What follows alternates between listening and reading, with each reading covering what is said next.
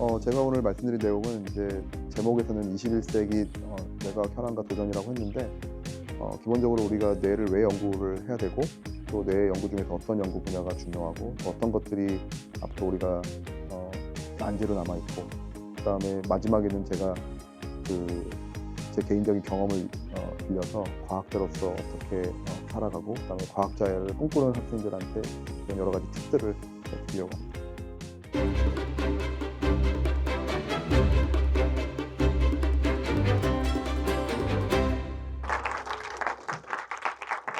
네, 안녕하십니까. 제가 오늘 여러분들께 말씀드릴 내용은 1시간 정도 아마 말씀을 드릴 텐데 요 21세기 뇌과학 현황 및 도전에 관한 말씀을 드리도록 하겠습니다. 우리 식물이 아닌 모든 지구상에 있는 동물들 있잖아요. 동물들 뇌가 있어요. 여기 지금 보시는 맨 오른쪽에 있는 이게 사람이거든요. 사람의 뇌는 대략적으로 이렇게 생겼습니다. 근데 지금 보시는 것처럼 이런 침팬지나 망키 같은 영장류들, 비인간류 영장류도 보면은 뇌가 이렇게 어떻게 보면 주름이 굉장히 많은 뇌가 있죠. 근데 여러분들 여기 보시면은 우리가 보통 이제 실험에 많이 쓰이는 요 쥐 같은 거를 보시면 뇌가 상당히 작죠. 작은데 여러분들 보시면은 이게 주름이 거의 없단 말이에요. 그러니까 우리가 뇌를 다 갖고 있지만 뇌의 모양은 다 다르고 각 동물의 개체의 어떤 전체 크기에 비해서 비율도 다 다르다는 걸 알 수가 있을 거예요. 어떻게 보면 사람은 전체적인 우리 신체 크기에 비해서 상대적으로 뇌가 굉장히 큰 동물에 해당합니다. 그러니까 시각은 거의 없다고 보시면 되고 사람은 전두엽이 가장 크단 말이에요. 전두엽이 뭐냐면은 아직까지도 우리가 정확하게 기능은 모르고 있지만 많은 과학자들이 생각을 하는 게 사고력, 판단력, 그다음에 어떤 행동을 하는데 억제하는 능력, 충동을 억제하거나 이런 것들이 이 전두엽이에요. 참고로 여러분들 아직 여기 20 대는 없죠. 10대 후반이죠. 보통 사람의 경우에는 10대 후반에서 20대 초반으로 넘어갈 때까지 이 전두엽이 계속 발달을 해요. 나머지 부분은 다 뇌가 이미 발달돼 있어요. 근데 이 부분만 계속해서 발전을 해요. 그러다가 20대 초반쯤 되면은 이제 뇌 발달이 끝나요, 전두엽까지. 그 얘기는 뭐냐면 우리가 보통 이제 고등학생들이나 중학생들 보면은 나중에 여러분들 쪼끔 더 나이 들면 이제 아마 지금 시절을 한번 생각해 보면 '아 그때 내가 왜 그랬지?' 이런 생각하실 거예요. 지금은 아마 모를 겁니다. 그러면은 아마 이게 전전두엽이 아직 덜 발달돼서 그래요. 그렇기 때문에 그리고 이 전전두엽이 좀 이상하잖아요, 기능이. 망가지잖아요. 그러면 여러 가지 정신질환에 걸릴 수도 있어요. 한 500 가지가 넘어요. 근데 그걸 다 진단을 어느 정도 할 수 있다는 거죠. 그래서 지금 그런 시대인데 문제는 인제 아직 우리가 뇌가 어떻게 작동하는지를 잘 모르기 때문에 대부분의 뇌질환은 여러분들 완벽하게 치유할 수 있는 방법이 현재는 없어요. 그리고 이게 얼마나 언제 우리가 다 치료할 수 있을지 아무도 몰라요. 근데 그게 어떻게 보면 우리 21 세기의 뇌과학자들의 가장 큰 이제 도전 중에 하나가 되겠죠. 근데 그러려면은 제 생각에는 이런 거예요. 여러분들이 만약에 영어를 굉장히 잘하고 싶어요. 근데 갑자기 처음부터 외국의 무슨 복잡한 원서를 막 보여주면서 "읽어라." 그것만 보여준다고 해서 되지 않잖아요. 영어 알파벳이 뭐고 그걸 어떻게 써야 되고 어떨 때 써야 되고 이런 기본적인 것들을 해야 된단 말이에요. 똑같은 논리로 뇌과학도 마찬가지예요. 뇌가 어떻게 작동하는지를 우리가 알아야지만 얘가 어떻게 잘못됐을 때 생길 수 있는 뇌질환을 이해할 수가 있겠죠. 그렇다고 보시면 돼요. 근데 그거 자체가 어려운 거예요. 어려운 이유 중에 하나는 여러분들 아까 보면 1,500 그램 정도밖에 안 되는 이 안에 엄청나게 많은 숫자의 신경세포들이 존재해요. 아무도 직접 세본 사람은 없지만 대략 어느 정도 개수가 있을 거라고 추정을 하냐면 과학자들이 10의 16승, 10의 18승 개 이상의 세포들이 있을 거라고 봐요, 사람 경우. 근데 더 여러분들이 놀라운 거는 각각의 세포들이 우리 뇌세포 같은 경우에는 여러분들 몸에 있는 예를 들어서 간세포 이런 거하고 달리 모양이 다 달라요. 예를 들어서 여러분들 간 같은 경우에는 세포가 모양이 딱 하나예요. 동일해요. 그리고 재생 능력도 있어요. 잘려도 다시 달아요. 뇌는 안 그래요. 뇌는 여러분들 잃어버리면 끝이에요. 세포가 죽으면 다시 나타나지 않아요. 근데 좀 죽었다 그래 가지고 바로 여러분이 문제가 생기는 건 또 당연히 아니란 말이에요. 여러 가지 방어 체계가 있단 말이에요. 근데 뇌세포 같은 경우에는 그 복잡하게 보이는 세포들이 서로 간에 어 연결돼 있어요. 그 연결된 구조가 오늘 제가 여러분들한테 말씀드린 시냅스라고 하는 겁니다. 지금 제가 말씀드린 것처럼 지금 여러분들 여기 오른쪽 그림 보시면은 이게 신경 세포 뇌세포 있죠, 뇌세포. 뇌세포 모양이 있습니다. 그럼 뇌세포가 여러분들 수상돌기, 축삭돌기 이런 거 혹시 시냅스를 모르는 사람들은 아마 모를 테지만 한번 들어보신 사람도 있을 거예요. 그런 어떤 이렇게 가지 모양의 구조가 있습니다. 그 구조를 통해 가지고 각각이 연결이 돼 있어요. 직접적으로 붙어 있다는 뜻은 아니고 서로 이렇게 마주 보고 있어요. 근데 지금 여기 오른쪽 그림에서 보시는 빨간색으로 표시한 요 부분들이 있잖아요. 요게 전자현미경으로 이제 좀 특수하게 찍은 사진인데 이 곳들이 다 이제 하나하나가 다 이제 시냅스에 해당되는 거예요. 그러면 보통 하나의 신경세포 아까 제가 세포가 한 10에 18 승계 있다고 그랬죠. 하나의 세포당 다른 신경세포랑 어느 정도 연결돼 있냐면 보통 한 10,000 개에서 20,000 개예요. 그러면 하나의 신경세포가 다른 세포들하고 20,000개 정도 시냅스를 갖고 있다는 뜻이에요. 각각의 모든 세포들이. 그리고 그게 어떤 세포하고 연결돼 있을지는 사실 잘 몰라요. 근데 연결이 되어 있어요. 그 연결은 굉장히 어떤 특이한 어떤 규칙에 따라서 만들어져 있을 거라고 사람들이 생각을 해요, 과학자들이. 왜냐하면 여러 가지 증거를 통해서. 근데 아직까지 잘 몰라요, 어떻게 그게 연결되는지. 하지만 연결이 되어 있습니다. 이런 것까지 고려를 해 본다면 아까 10의 18 승에서 거기서 20,000개 정도를 더 곱하면은 우리 뇌 안에 있는 신경세포들의 이 신경회로망이라고 하는데 너무 복잡해요. 이걸 어떻게 우리가 과학자들이 연구를 하냐는 거죠. 그래서 인제 왼쪽을 보시면은 시스템 감점이라는 게 있어요. 그래서 여러분들 지금 아직 뭐 배울 기회가 없겠지만 나중에 혹시 이제 대학을 가서 여러분들이 혹시 이 신경과학이라는 과목을 수강할 수가 있을 거예요. 보통 일반적인 대학에서는 3 학년이나 4 학년 때 배워요. 그런 인제 교과를 배우면 맨 왼쪽에 있는 시스템 관점이라고 하는 저런 식으로 아마 배울 거예요. 그걸 보시면은 맨 위에 CNS라고 되어 있는 건 뭐냐면 우리 중추신경계예요. 우리 여러분들 몸에 있는 중추신경계는 뭐냐면 2 개예요. 뇌하고 척수. 나머지 여러분들 뭐 팔이나 발에도 다 우리 신경이 있거든요. 이건 말초신경계라 그래요. 근데 우리는 이제 저는 뇌를 연구하는 사람이니까 당연히 중추신경계 위주로 설명을 드릴 텐데 이 중추신경계 아래 보시면은 뭐 시스템스라든가 지도라든가 네트워크 그다음에 신경세포 그다음에 여기 지금 제가 아까 말씀드린 시냅스 그다음에 그 시냅스 하나하나를 구성하는 여러 가지 분자들이 있습니다. 시냅스 단백질이라고 해요.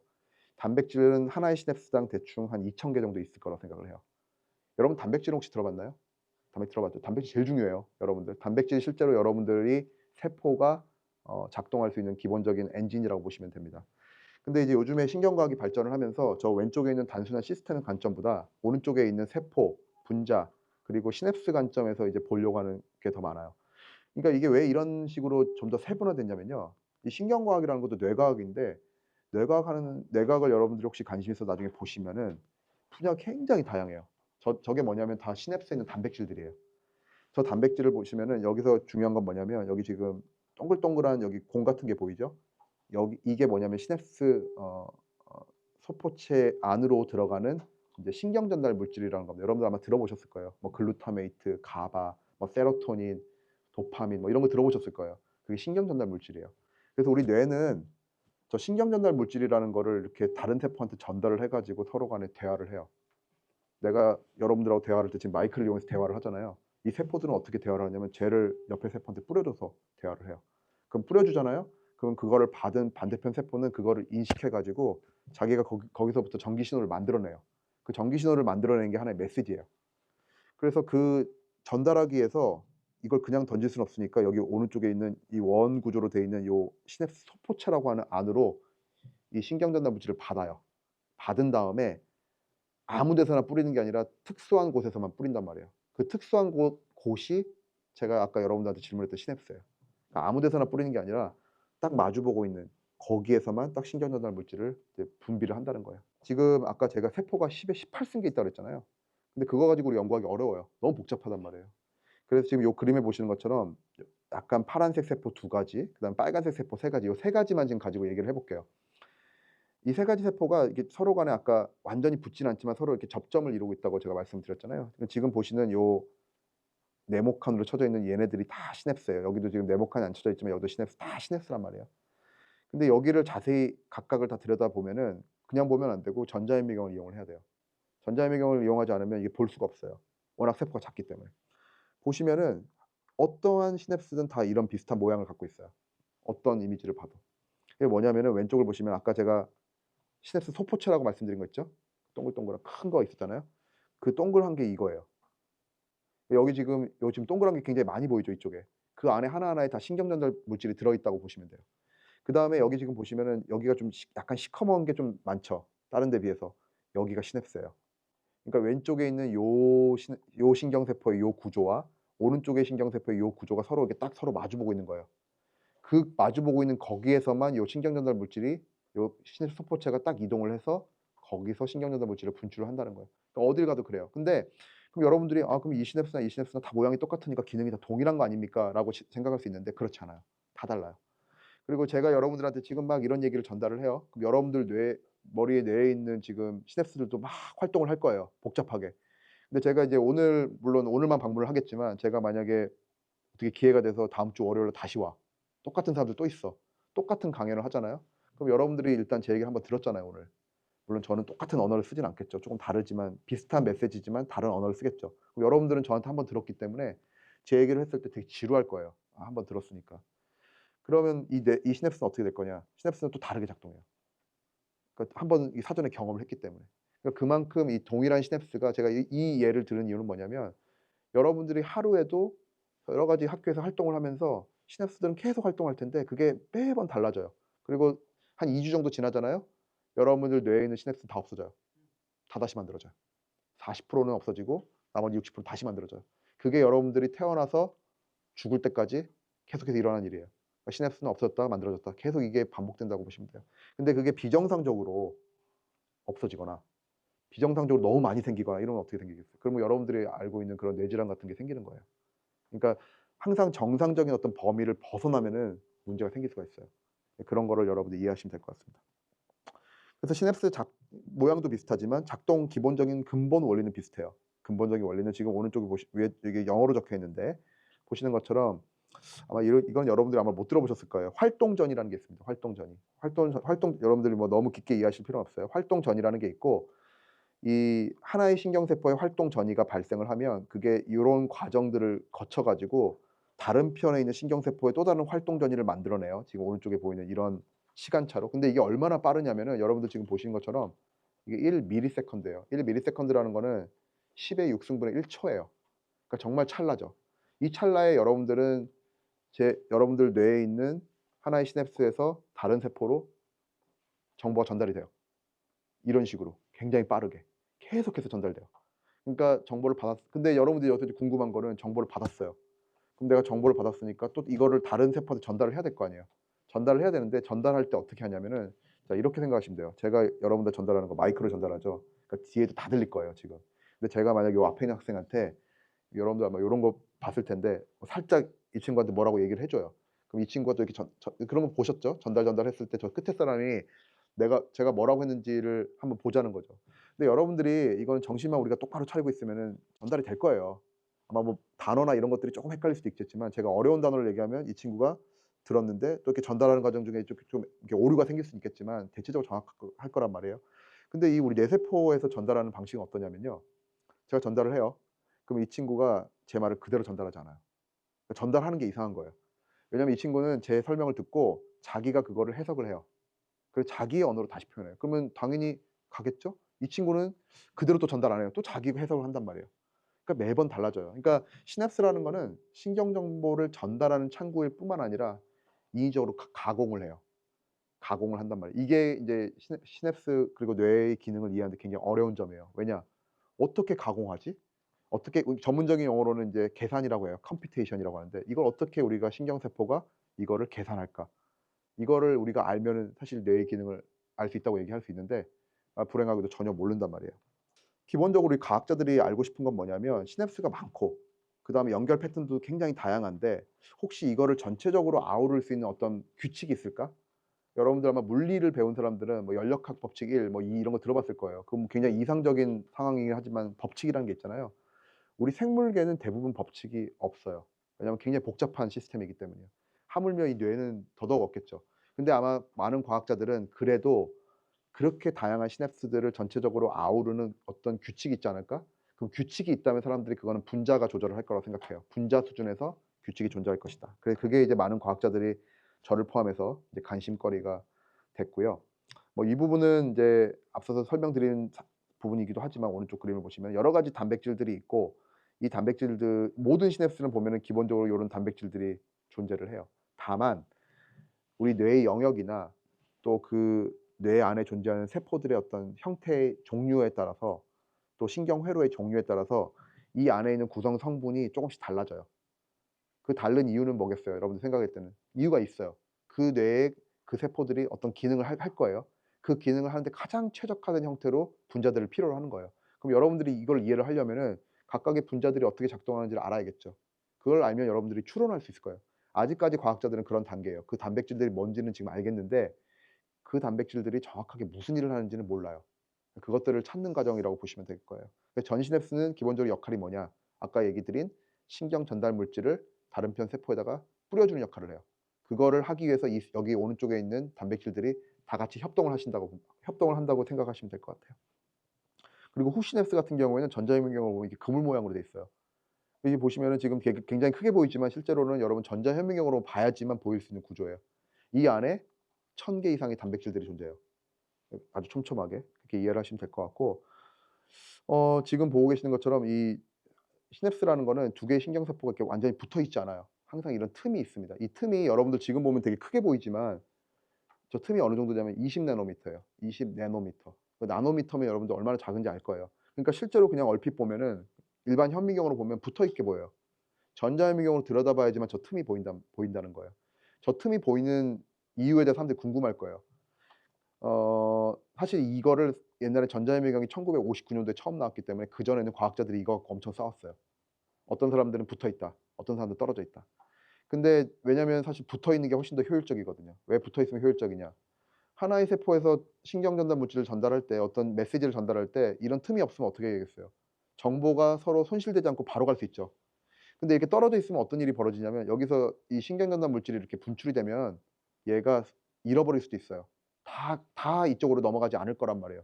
그러니까 굉장히 비효율적이죠. 근데 우리 뇌는 이런 비효율적인 시스템을 따르고 있어요. 이 비효율적인 시스템을 따르는 이유는 있을 거예요. 과학자들이 추론한 이유도 있어요. 아직 정확하진 않지만. 아직 모르지만 이런 비효율적인 시스템 우리 여러분들 뇌에 있다고 보시면 될 것 같아요. 그래서 이런 시냅스들이 있는데 시냅스들이 다양해요. 왜냐하면 이 신경 전달 물질이 종류가 다양하거든요. 우리 뇌는 굉장히 여러분들 뭐 신비롭다고 생각할 수도 있지만 우리 신체에서 딱 두 종류의 세포만 흥분을 해요, 흥분. 그럼 하나는 뭐 당연히 여러분들 답을 알겠죠? 뇌세포겠죠? 그럼 다른 거 하나는 뭘 거라고 추정 혹시 하세요? 심장세포예요. 심장세포는 흥분해요. 흥분성을 갖고 있어요. 흥분성. 그러니까 계속 뛴단 말이에요. 뇌도 마찬가지예요, 뇌세포도. 뇌세포도 흥분성을 갖고 있어요. 뇌는 굉장히 단순해요. 여러분들 아까 신경전달 물질이 여러분들 실제 종류를 보면은 한 50 가지 되거든요. 근데 우리 뇌의 95%는 딱 두 종류의 신경전달 물질이 지배를 해요. 80%는 글루타메이트라고 하는 신경전달 물질이 지배를 해요. 그다음 나머지 15%는 가바라고 하는 물질. 글루타메이트, 가바가 95%예요. 나머지 5% 가지고 여러분들이 들어봤던 뭐 세로토닌, 도파민, 뭐 노르에피네프린, 뭐 들어봤을 거예요. 히스타민 뭐 등등 그런 군소 신경전달 물질이 나머지 5%예요. 그러면 뭐냐면은 그 5%가 중요하지 않냐? 무지하게 중요해요. 걔네들은 역할이 뭐냐면은 이 글루타메이트와 가바가 작동하는 거를 걔네는 조절하는 역할을 해요. 자기가 주체적으로 정보를 전달하지 못해요. 그러면 글루타메이트라는 건 흥분이고요. 가바는 억제예요. 한마디로 말하면 자동차면은 흥분성 시냅스는 액셀러레이터고 가바는 브레이크예요. 이게 적절하게 균형이 돼야 돼요. 과도하게 흥분하면 어떻게 되겠어요, 뇌세포가? 뇌세포 죽어요. 그러니까 너무 흥분하기 전에 브레이크가 적절하게 있어 줘야 돼요. 요렇게 이해를 하시면 될 것 같아요. 그러니까 기본적으로 우리 뇌세포는 흥분을 해야지만 전달할 수가 있어요. 흥분성이 없으면 이 정보가 전달이 안 돼요. 그러니까 이거를 그럼 당연히 여러분들이 만약에 뇌과학자라면 글루타메이트하고 가바를 연구하는 게 맞지 않겠어요? 저는 글루타메이트, 가바를 지난 25년 동안 그래서 연구를 했어요. 물론 도파민이나 등등 기타 신경전달 물질도 중요해요. 이제 계속해서 아까 제가 말씀드렸던 이제 중복되는 얘기인데 여기 틈이 굉장히 작고요. 20에서 25 나노미터의 요 틈이 있고 요 틈을 메우는 단백질을 저는 연구를 하고 있어요. 왜냐면 저는 어떻게 생각하냐면 이 지금 가상으로 그린 이 지퍼 모양의 단백질들이 없으면 이 하나의 신경세포와 다른 하나의 신경세포가 이렇게 정확하게 배열을 못할 거라고 생각을 해요. 왜냐면 이렇게 어긋나면 어떻게 되겠어요? 정보가 전달될 때 효율적으로 빨리 전달이 안 되겠죠. 서로 마주보고 있기 때문에 여기서 이 소포체에서 나오는 신경전달 물질이 정확하게 반대편에 빠르게 갈 수가 있는데 이게 만약에 어긋나 있으면 어떻게 되겠어요? 시간이 많이 걸리겠죠. 그리고 그만큼 오류가 많이 생길 수 있단 말이에요.